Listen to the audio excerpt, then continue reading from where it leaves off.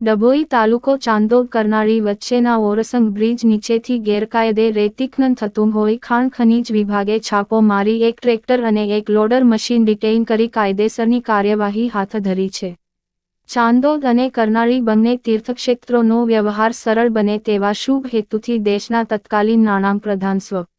અરુણ જેટલીના સાંસદ આદર્શ ગામ યોજનાના અનુદાન માંગથી ઓરસંગ નદી ઉપર બ્રિજ નિર્માણ પામ્યો હતો, જે નગરજનો સહિત દૂર દૂરથી પધારતા યાત્રિકો શ્રદ્ધાળુઓ માટે તો આશીર્વાદરૂપ સાબિત થયો છે. પણ આ બ્રિજના નિર્માણ બાદ રેતી માફિયાઓને પણ જાણે ફાવતું મળી ગયું હોય તેમ બ્રિજ નીચેથી જ ગેરફાયદે રેતી ઉલેચવાનો બે રોકટોક વેપલો ફૂલ્યો ફાલ્યો છે. બ્રિજ નીચેથી જ રેતી ઉલેચવામાં આવતી હોય લાંબા ગાળે બ્રિજને મોટું નુકસાન થવાની પણ સંભાવના સેવાઈ રહી છે. ત્યારે આજરોજ ખાણ ખનીજ વિભાગે ઓરસંગ બ્રિજ નીચે ચાલતા ગેરકાયદે રેતી ખનન પર છાપો મારી એક ટ્રેક્ટર અને એક લોડર મશીન જપ્ત કરી કરનાળી આઉટપોસ્ટના હવાલે કરી કાયદેસરની કાર્યવાહી હાથ ધરી હતી. ઉલ્લેખનીય છે કે ખાણ ખનીજ વિભાગ દ્વારા વારંવાર ચાંદોદ કરનાળી વચ્ચેના ઓરસંગ બ્રિજ નીચે રેડ કરી કાર્યવાહી હાથ ધરવામાં આવે છે, પરંતુ આ વેપલો થોડા દિવસ બંધ થવાનું નાટક થાય છે અને પુનઃ ધમધમવા માંડે છે. શું રેતી માફિયાઓને સ્થાનિક પોલીસ તંત્ર કે ખાણ ખનીજ વિભાગની હાંક રહી નથી